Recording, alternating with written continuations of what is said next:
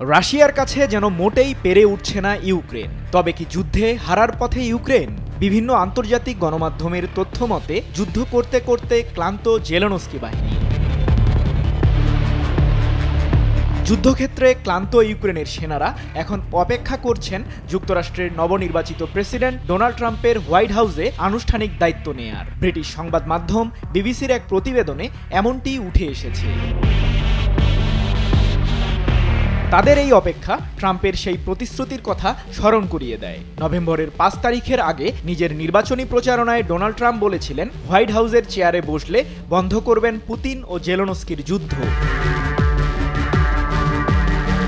রাশিয়ার পশ্চিমাঞ্চলীয় শহর কুরস্কের জঙ্গলে পুতিনের বাহিনীর সাথে যুদ্ধে প্রায় পরাজিত ইউক্রেনের সেনারা। কারণ হিসেবে বলছেন, অনভিজ্ঞ সেনারা রাশিয়ার বাহিনীর সামনে টিকতেই পারছে না। যদিও যুক্তরাষ্ট্র, যুক্তরাজ্য ও ফ্রান্স রাশিয়ার ভেতরে কিয়েভকে দূরপাল্লার ক্ষেপণাস্ত্র ব্যবহারের অনুমতি দিয়েছে। গেল অক্টোবর মাসেই রাশিয়া ইউক্রেনের প্রায় ৫০০ কিলোমিটার অঞ্চল দখল করে। বিপরীতে জেলেনস্কি বাহিনী শুধু আগস্ট মাসে হারায় রাশিয়ার থেকে দখল করা কুরস্কের ৪০% জায়গা। Double million offer Walton fridge কিনে পেতে পারেন ২০ লক্ষ টাকা, রয়েছে কোটি কোটি টাকার নিশ্চিত উপহার। গেল নভেম্বর মাসের শুরুতে ইউক্রেনের প্রেসিডেন্ট ভলোদিমির জেলেনস্কি দাবি করেন, উত্তর কোরিয়া রাশিয়ার সামরিক শক্তি বাড়াতে প্রায় ১০,০০০ সৈন্য পাঠিয়েছে। যদিও তার দাবির বিপরীতে এখনও কোনো মন্তব্য করেনি পিয়ংইয়ং কিংবা মস্কো।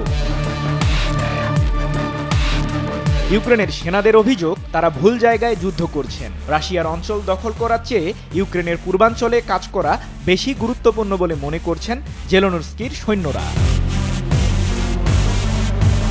২০২৩ সালের অক্টোবর মাস থেকে চলতি বছরের জুলাই পর্যন্ত ইউক্রেনীয় বাহিনী রাশিয়ার থেকে মুক্ত করা শহর খেরসন থেকে ২৫ মাইল দূরে ট্রাইঙ্কিতে একটি ছোট ব্রিগেড দখল করে। তবে সেটিও বেশি দিন স্থায়ী হয়নি। সেই অপারেশনে নিহত হয় ইউক্রেনের প্রায় ১,০০০ সামরিক বাহিনীর সদস্য।